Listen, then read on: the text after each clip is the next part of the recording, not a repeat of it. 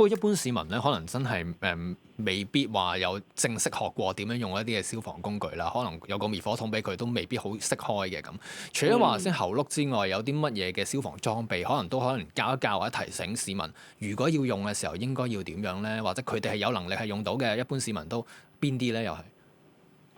咁其實咧，我哋喺個消防處網站啦，又或者大家日常生活中咧都可能見到咧，依家有好多唔同形式比較小型啲嘅滅火器具嘅，有啲手提式嘅滅火筒啊。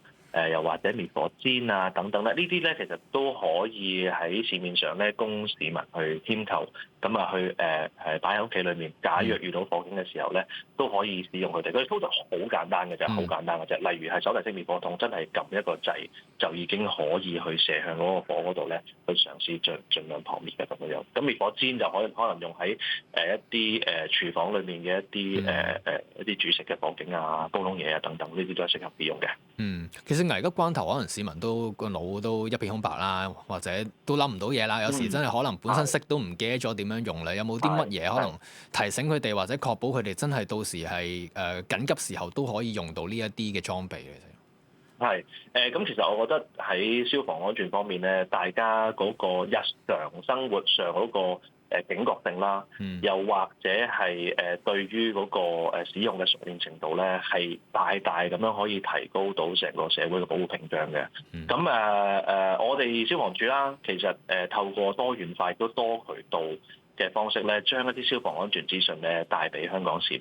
咁啊，除咗喺網上，大家可以歡迎多啲留意我哋一啲社交媒體啊，又或者我哋一啲定時去擺上網嘅影片之外咧，其實我哋亦都設立咗好多唔同形式嘅教育嘅講座啦、參觀啦，甚至乎課程。咁可以免費供市民去參與。咁課程裏面咧，其實例如啦，我可以講一個近年我哋好積極推廣嘅課程，就叫做社區應急先鋒計劃。係啦，呢個計劃咧，希望多啲香港市民可以參與，費用全面嘅。6歲以上嘅小朋友已經可以參與㗎啦。